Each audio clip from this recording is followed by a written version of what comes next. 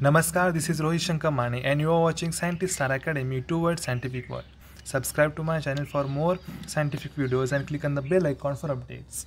Today we are going to understand the basics of fungi with respect to their morphology, the general characteristics, their reproduction and their classification. Now let's start with the introduction. Fungi is a eukaryotic organism that includes microorganisms such as yeast, molds and mushrooms. One major difference is that fungal cells have cell walls that contain chitin and cellulose, unlike the cell walls of plants and other protists. These and other differences shows that the fungi form a single group of related organisms named the Eumycota that share a common ancestor, that is a monophyletic group. This fungal group is distinct from structurally similar myxomycetes, that is slime molds, and oomycetes, that is water molds. The discipline of biology devoted to the study of fungi is known as mycology. Genetic studies have shown that fungi are more closely related to the animals than the plants. Characteristic of fungi. Fungi are eukaryotic organisms. They are non-vascular in nature, non-motile and heterotrophic organisms. They may be unicellular or filamentous. They reproduce by means of spores. Fungi exhibit the phenomenon of alternation of generation.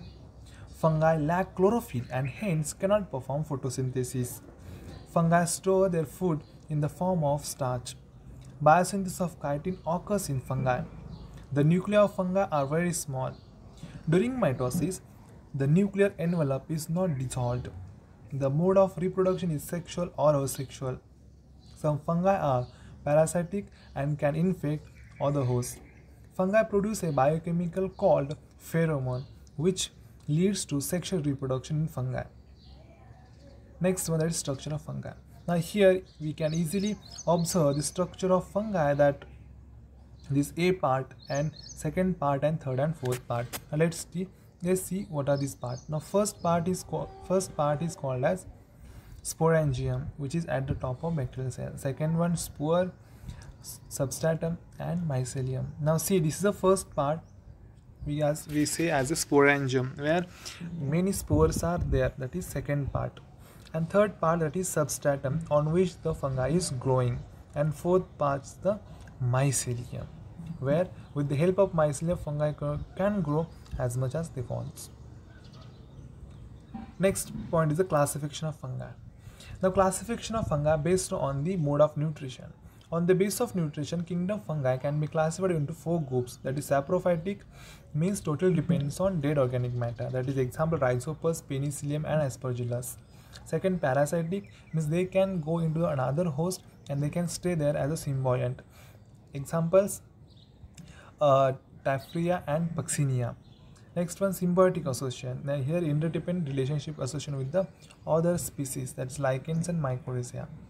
Next one, based on spore formation. Now here first zygomycetes. Here the fusion of two different cells occurs. For example, sexual spores are the zygospores and asexual spores are the sporangiospores. So with the help of zygospores and sporangiospores, they can do fusion. Here the hyphae are the without septa. Next one, ascomycetes. These fungi are also called as sac fungi. Here is very important point. They can be chlorophyllous, decomposers, parasitic or saprophytic. Sexual spores are known as ascospores and asexual reproduction occurs by the cordiospores. Example is the Saccharomyces. The third is the Basidiomycetes. Now they live as a parasites and the sexual reproduction occurs by the Basidiospores and asexual reproduction occurs by the conidia, budding or fragmentation. Example is the Agaricus bisporus, that is mushroom. Next one, Deuteromycetes. Now here we can say that is imperfect fungi, as they do not have any regular reproduction cycle as the other fungi have. They do not reproduce sexually. Asexual reproduction occurs by conidia. Example is the Trichoderma. Next one, reproduction. Now here the reproduction is different means. First one, vegetative reproduction, it occurs by budding, fission and fragmentation. Then next one, asexual reproduction.